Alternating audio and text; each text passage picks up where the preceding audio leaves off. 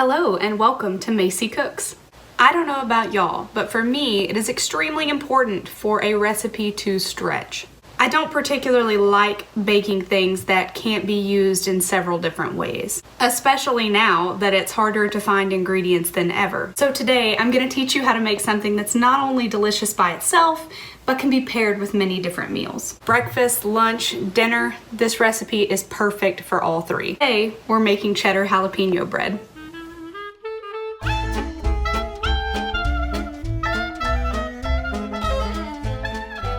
To begin, please warm in the microwave or on the stovetop a half a cup of milk and 1/4 cup of water.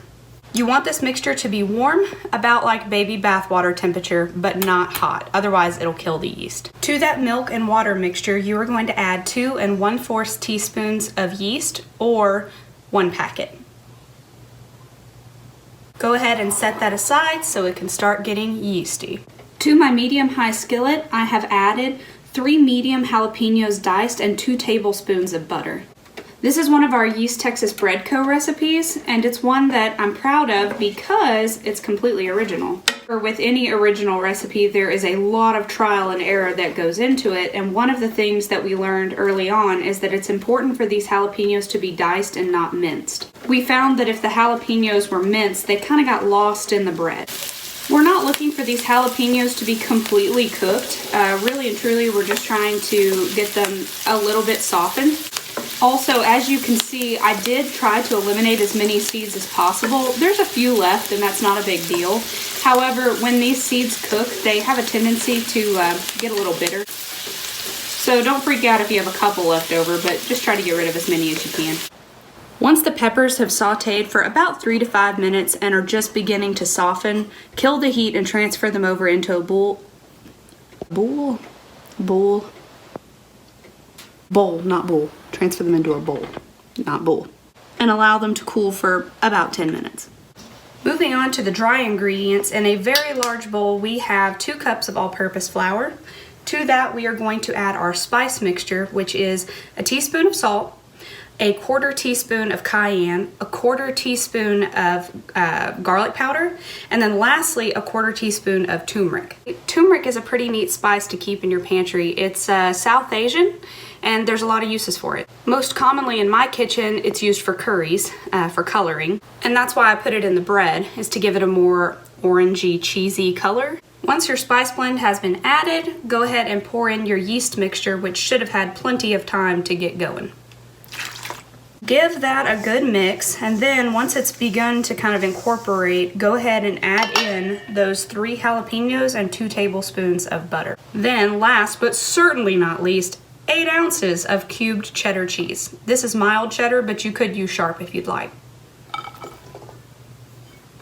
I know that looks like a lot of cheese, but really think about it for a second. Has there ever been a time in your life that you thought, now that's just too much cheese? Switch over to your hand and start trying to incorporate the cheese and jalapenos into the dough.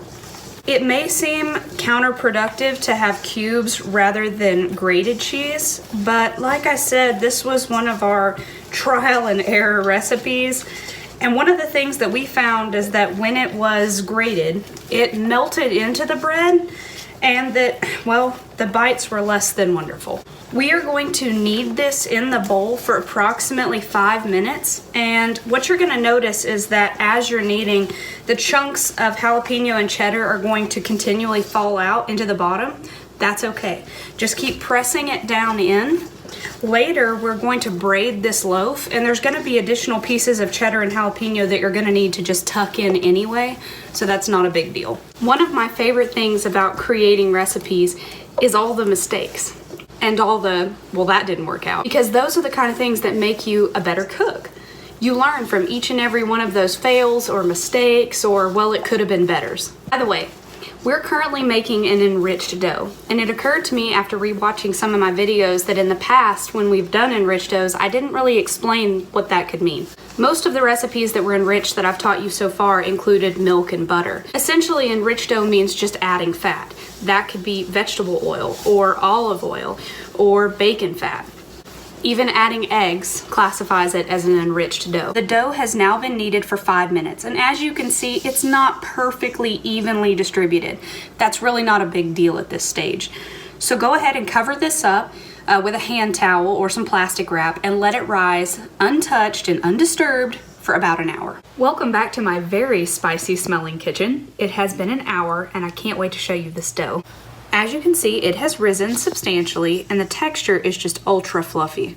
Go ahead and transfer that onto your counter and prepare for the coolest thing ever. Have you ever been walking through the supermarket and seen those absolutely to die for braided bread loaves? For years, I remember just admiring them and thinking I could never do that. The truth is, it's really not hard. They just want you to think it is. So today, I'm gonna teach you how to make your own braided bread loaf that is going to blow your friends and family away. That is when you are allowed to socialize with them again. But until then, you can be proud of yourself and then eat it all. Okay, so the first thing to do is take either a large knife or a bench scraper if you have one and separate this into 3 pieces. Take 2 of the pieces and set them aside. I'm gonna go ahead and warn you ahead of time that a ton of these chunks are going to fall out, and that's really not a big deal. Just move them over to the side and save them. The next thing you're gonna wanna do is I take the tip of the triangle and I just place it down on the counter and smush it down with my hand. Begin shaping it into a roll, and once you have it somewhat shaped, roll it out with your hands, working from the middle outward.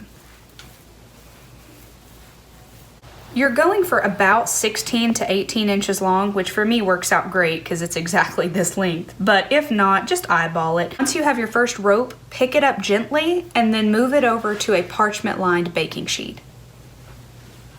Repeat the last step 2 more times. Alrighty, so these are all approximately the same length. Some are hanging off the edge of the pan, not a big deal. Okay, starting with the end furthest away from you, take the braid in your right hand and place it on the bottom. Then take the one to your left, place it on top, and then the middle one in the middle. Alternating, take the one on the bottom, bring it over, the one on the far left, bring it over, and then bring the middle one to the middle. Far left, coming to the middle, far right, coming to the middle, and then the middle one coming to the middle. Basically, if you've ever braided hair, it's exactly the same. And if you haven't, not a big deal. The technique is just alternating the outsides into the middle. Far right to the middle, far left to the middle, and the middle to the middle. Once it looks like this, and you have 3 prongs on this end and 3 prongs on this end, it's time to shape the end. The easiest way for me to explain this is I'm trying to hide these ends. So I'm really just folding them over and then tucking them underneath. Once you have the ends tucked under and it looks nice and neat, take those remaining pieces that have fallen out and just tuck them in wherever you think they need to go. We are going to let this rise covered with a hand towel for approximately 30 to 40 minutes. If you're thinking that this loaf looks huge, that's because it is. And I guarantee you no one on the face of the planet has ever said, "Now that's just too much cheddar jalapeno bread." So go ahead and tuck her in all nice and sweetly. Deal with your screaming children. And let it rise for about 30 minutes. Yes, ma'am? What is it? What's outside your window? What? I mean, lots of things. What? Can you be more specific? What's in your car? In my car? What's all in your car? It's my surprise. What surprise? I feel like more than half of having small children is just decoding hidden messages. And then as soon as you get that code decoded, they change it up on you. There's no way to win. There really isn't. I really can't wait to eat this.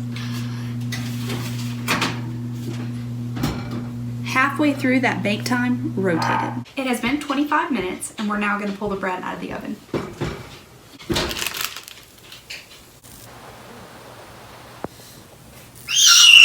I know, Levy.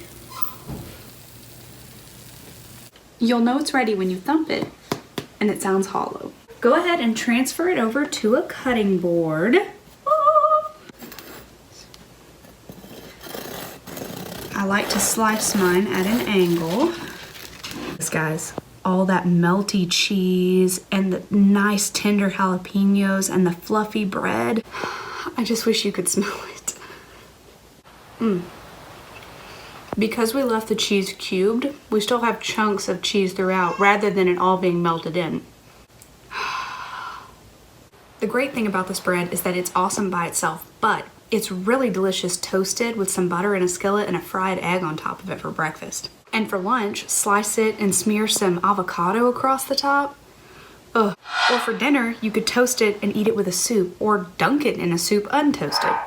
Possibilities for this bread really are endless. And above all that, can we just talk about this braid?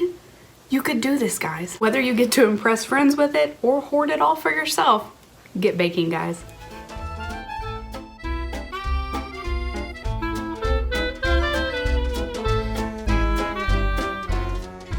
Remember that time I said it makes lots of bread and you can use it in a lot of different ways?